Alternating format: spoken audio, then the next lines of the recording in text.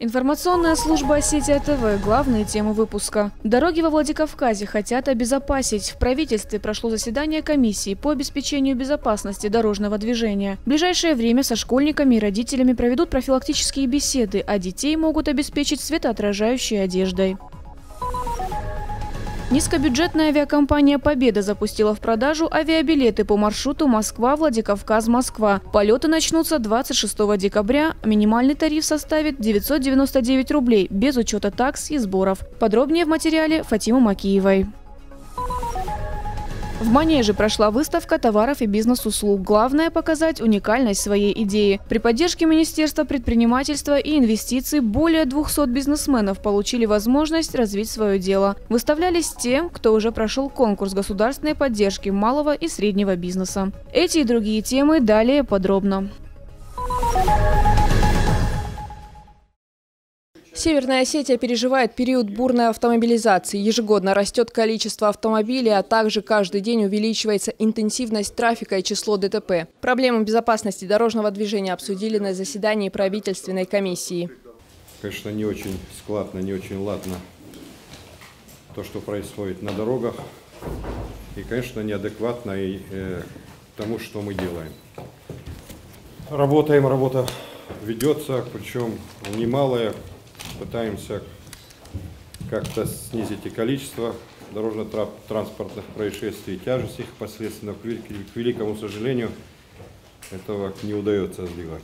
По словам специалистов, основной причиной увеличения ДТП является отсутствие дисциплины на дорогах, как со стороны водителей, так и пешеходов. И решить проблему можно лишь повышением уровня культуры водителей. Не осталось без внимания и зимнее содержание республиканских дорог. В целом к сезону автомагистрали и уборочная техника готовы. Сейчас у нас произошло увеличение дорожно-транспортных происшествий по федеральной автодороге. По городу Владикавказ у нас идет снижение дорожно-транспортных происшествий. Сейчас идет работа, потому что по сокращению стационарных постов и весь личный состав, который будет высвобождаться с этих постов, мы будем задействовать в режиме патрулирования. Это, естественно, повлияет на дорожную обстановку.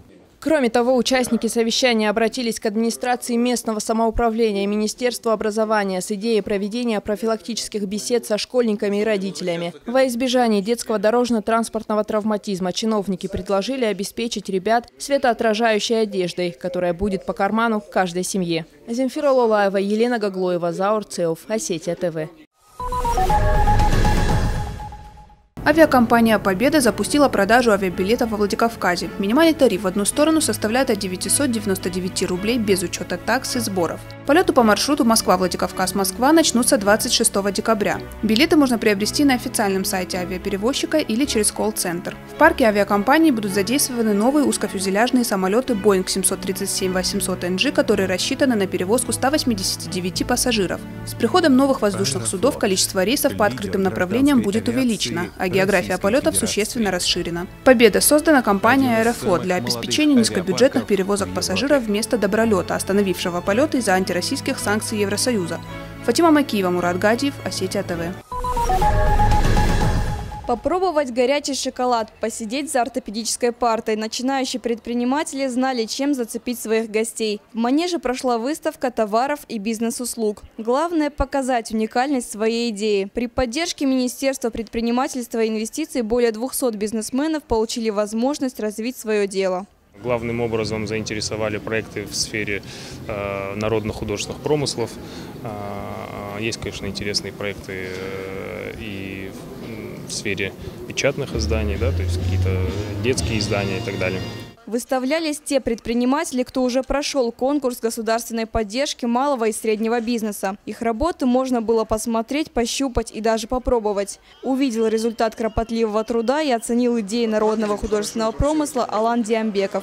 Он оценил каждый стенд и пообщался с предпринимателями. Это где?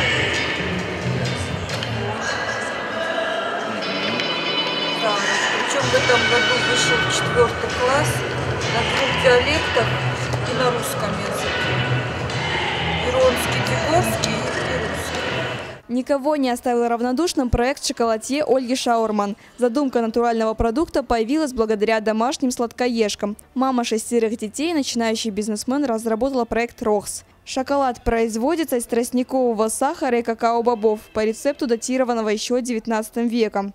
Полезная сладость сильно отличается от обыденной магазинной продукции. Вкусный проект и занял заслуженное первое место на выставке. Каменная гранитная мельница, на которой 5 суток какао-бобы истираются только с тростниковым сахаром, без совершенно других каких-либо добавок.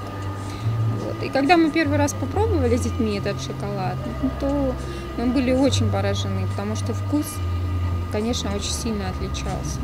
Наиболее перспективным назвали проект с ортопедическими стульями. Но будут ли школьники сидеть за безвредными партами уже в ближайшем будущем, пока остается под вопросом. На программу поддержки и развития малого предпринимательства выделено более 70 миллионов рублей, 63 из которых направлены на бизнес-проекты, а 10 на социальные.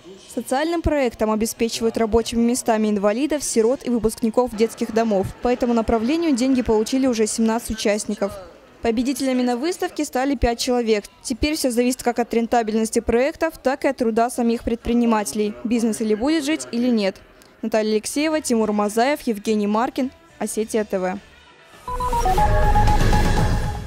Представитель Евразийского движения, член Общественной палаты России Валерий Коровин прибыл с 3-дневным визитом во Владикавказ. На встрече с депутатами Гордумы политолог говорил о том, что народы не должны обосабливаться друг от друга. Кроме того, одним из инструментов борьбы с сепаратизмом на Кавказе чиновник назвал устранение формальных атрибутов национальных республик и жестких административных границ между ними. Если вот это формальные атрибуты национальных республик, так называемых, будут устранены, а народ и этнос станут субъектами федерации, например, в составе Северо-Кавказского края, то мы, в принципе, изымаем тогда элементы сепаратизма. Всегда нужно этот момент четко разделять. То есть идентичность, культура, язык, обычаи, традиции, да, политический суверенитет, административные границы, атрибуты суверенитета нет, строго нет. Рабочий визит Валерия Коровина продлился 3 дня. За это время он пообщался со студентами исторического факультета Северостинского госуниверситета, встретился с представителями власти и общественности. Елена Черенкова, Яна Гагиева, Евгений Маркин, Осетия ТВ.